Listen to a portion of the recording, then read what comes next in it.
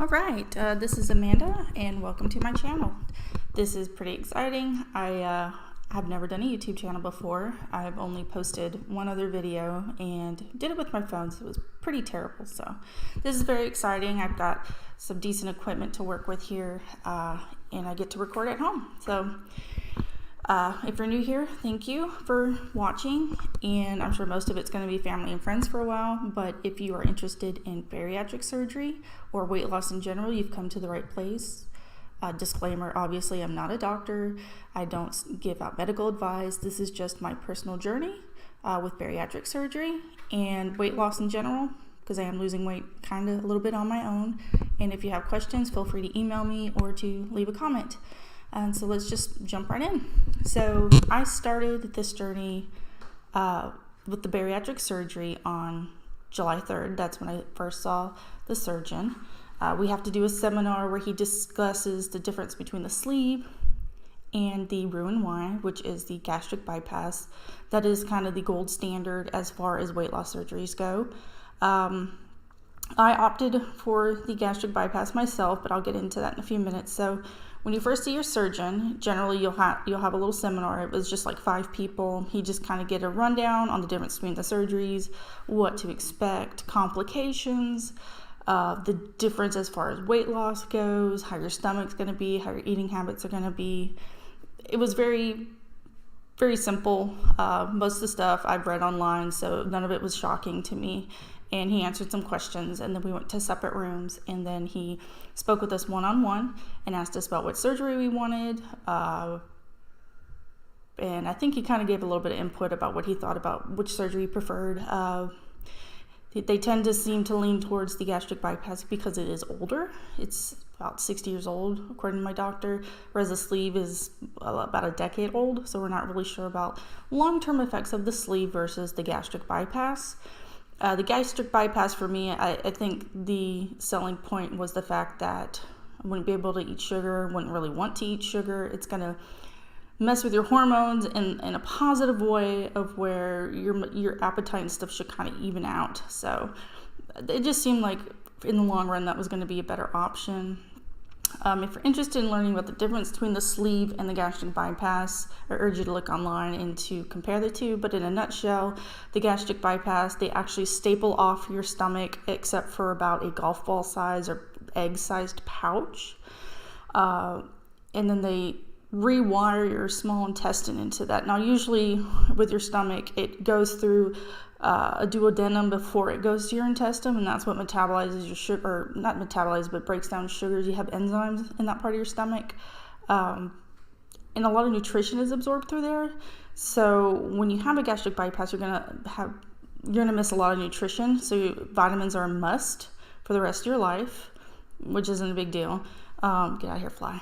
And with the sleeve, you're still connected to that part of the duodenum. It's going to go down to your intestines just like it does now, but the difference is it's like a banana. It's just shaped like a banana and about the same width and everything. That's why they call it a vertical sleeve, because it's just a long tube looking thing. But with the gastric bypass, you can get sick from eating sugar because you don't have those enzymes anymore. So a lot of people, if they eat sugar or a lot of carbs, I think when they're on the gastric bypass, tend to get sick and they get what's called dumping syndrome, which is, I think, is what it sounds like. You have to take a dump like right after you eat sugar. Some people vomit if they eat too much or too fast, or just something doesn't agree with them.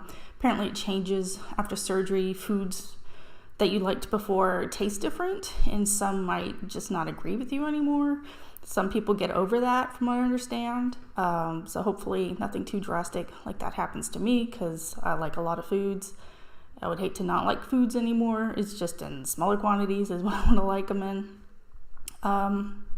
So that's basically the difference. But if you really want to know like more specifically about it, I urge you to look it up. But in a nutshell, that's what it is. So anyways, we did the seminar. We talked about that. Immediately he went ahead and registered me for the scope. They do a scope, an EGD. It's a scope that goes down your throat and looks into your stomach, takes pictures. They do a little biopsy to check for bacteria. That H. pylori, I think it's called, is the bacteria that causes ulcers. And then he also scheduled me for a psych eval. So yesterday I completed the EGD scope. I was really nervous going into it for some reason. It's really not bad. Hook you up to an IV, squirt you with some anesthesia, you're out, you wake up, your throat kind of hurts, and that's it. So my voice is still a little hoarse today. I don't know if it's from that or allergies, because it's Louisiana and allergies suck here. But anyways, and I did the psych eval today. The lady I had was fantastic. It's very simple. Why do you want to do the surgery? Family history, job. Have you always been heavy? Have you not always been heavy? Why are you heavy? Blah, blah, blah. Basically want to make sure that you're going into surgery for all the right reasons, that you're not just trying to go in for a superficial reason like, I just want to look good, or my boyfriend's making me, my husband's making me, so-and-so's making me. Basically, you want to go in because you want to be healthier, and that should really be the only motivation. Now, of course, in my case, I look like a whale. Whenever I go out, I feel like I look like a whale. I've got like wings on my arms now that I didn't have. So yeah, I want to look good. I want to get rid of all this excess crap that's in my body. But in the long run, really, I want to be healthy. My mother's diabetic. My grandfather was diabetic. We have obesity in our family and all the problems that run with it. High blood pressure, heart problems, you name it, we got it probably in our family. So that is the biggest motivation, is I don't want to get diabetes. I watched my grandfather deal with it for years. He didn't take care of himself, so of course it was horrible. My mother, I don't know how well she takes care of herself. I don't know. I doubt it, to be honest. And I just don't want to go down that road. So if I can head it off now, I think it's worth it. So that's where I stand on that. So according to my doctor, let's talk about the weight. I weigh 271. That was my highest weight. And according to him, my normal average weight is 150. So that leaves 120 pounds to lose. Now, for the surgery, you have to lose a certain amount of weight. It's a percentage of your excess body fat. I think it's like 10% excess body fat. That's what you have to lose. So in my case, it was 10 to 15 pounds. I'm trying to fix something real quick. Okay. Sidetracked. I've lost 10 pounds since the seminar, so not bad. We've done like a keto Atkins diet, mostly protein, high fat, which I'm not a huge fan of. I really don't like eating that much meat. It makes me feel gross, but it is what it is.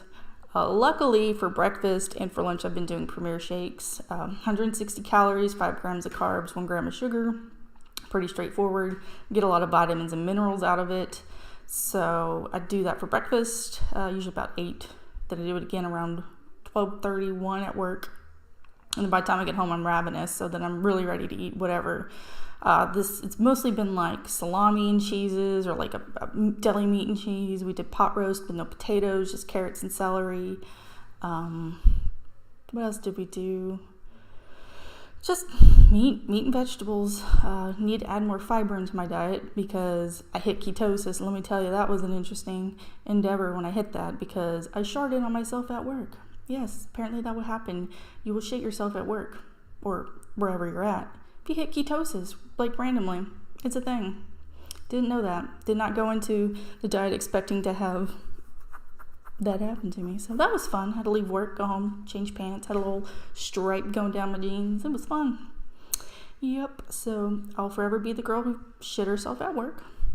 But hey, whatever, everybody has their moment, and that happened to be mine.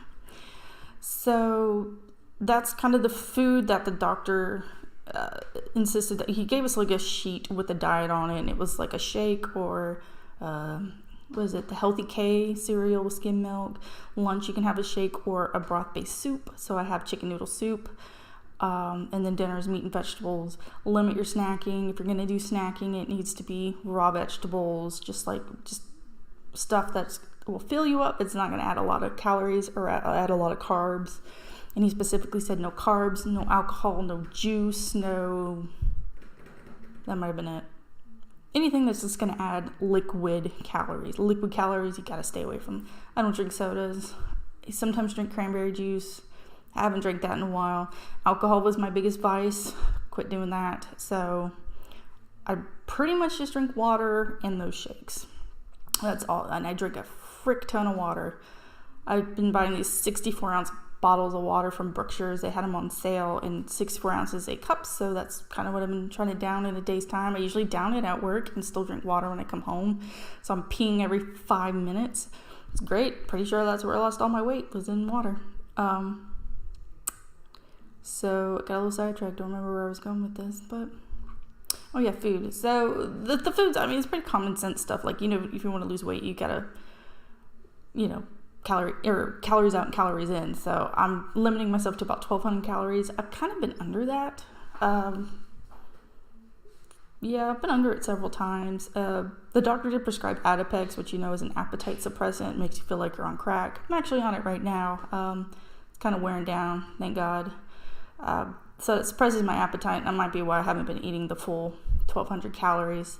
I don't take the pill every day because you do develop a tolerance to it. I take, you know, every couple of days or whatever. So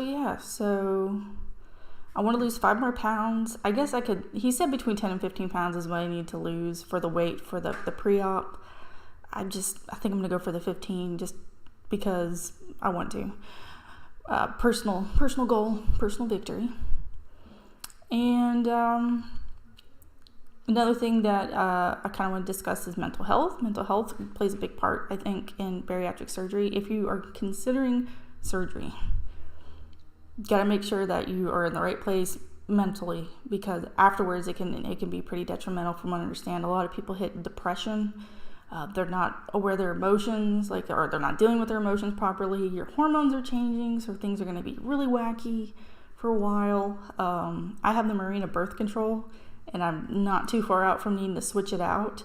And my nurse advised me, she's like, once you have the surgery, you need to wait a little bit because you are going to be like crazy until, not crazy, but your hormones are going to be out of whack. So not to add fuel to the fire, to wait on the Mirena before I start jacking with those hormones. So if you have any mental health issues, if you have anxiety or depression, or you have low self-esteem, or whatever you have, and you want to have the surgery, I urge you to go talk to a professional, or to try to find ways to deal with it now, because just because you have the surgery and you lose the weight doesn't mean that it's not going to fix all your problems.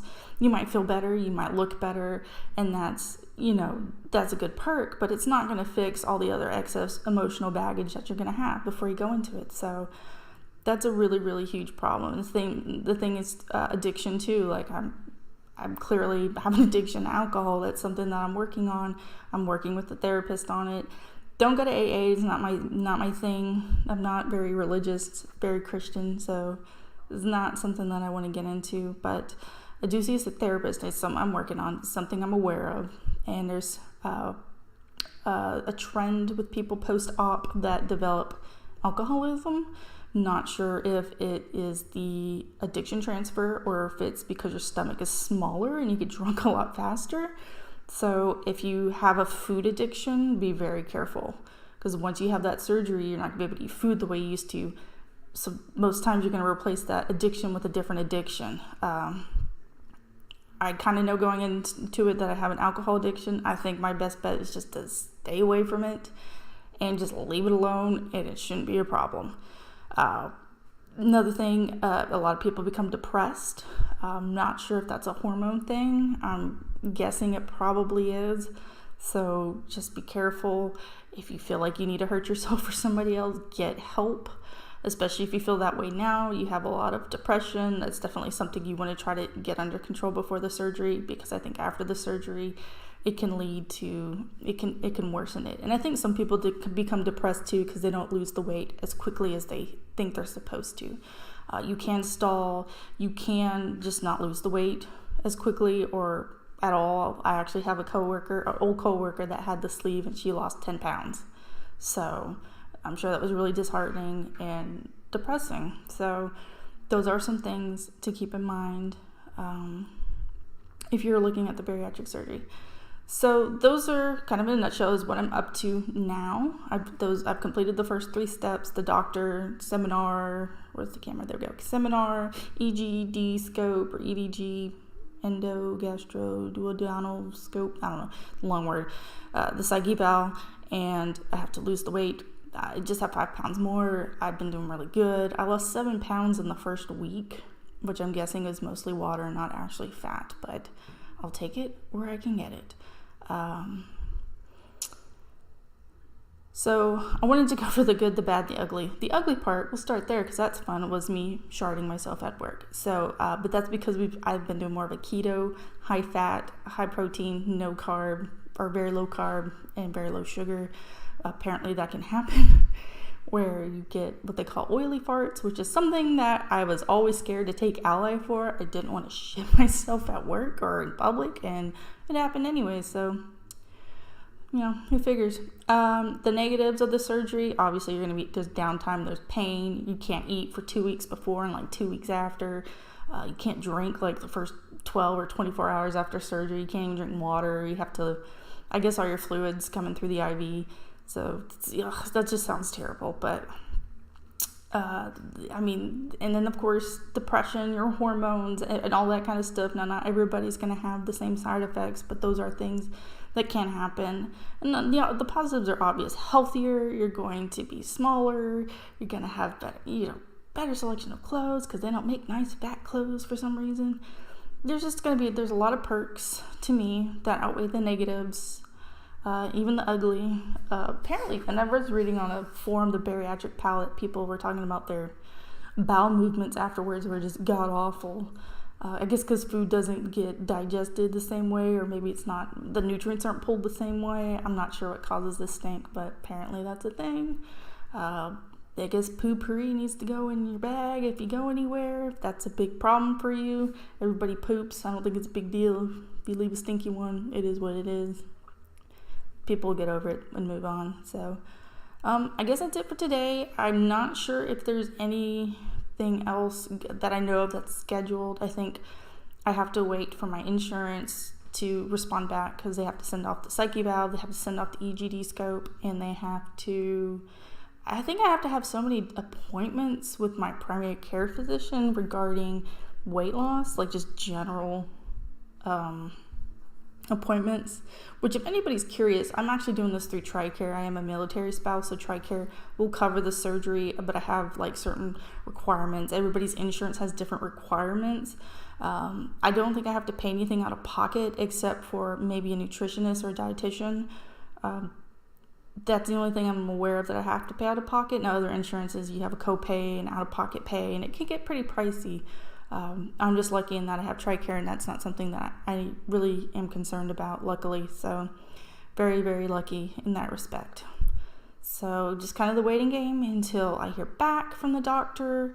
I've sent them my history from my clinic that I go to, like for the last 6 months, because they have a hard time getting it from the base. So if you are a TRICARE spouse, specifically I'm in Barksdale, Air Force Base. Barksdale has a hard time faxing off your medical records.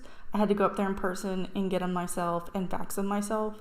I'm not sure if other bases have that hard a time, but that might be something you have to do as well. But yeah, in a nutshell, that's what's up right now. So if you have any questions or comments or complaints or concerns, just leave a comment. Don't really care if you have negative stuff to say. I'm not going to read it. I'll read the good comments. I'm not going to read the bad ones. You can send me an email to, you can send it to nedmanders2013@gmail.com, NEDMANDERS, Ned Manders, kind of like Ned Flanders. It's a cute little nickname I had when I was a kid. So, yeah. All right. Well, thanks for tuning in, and I will try to upload a video here shortly. Thanks. Bye, guys.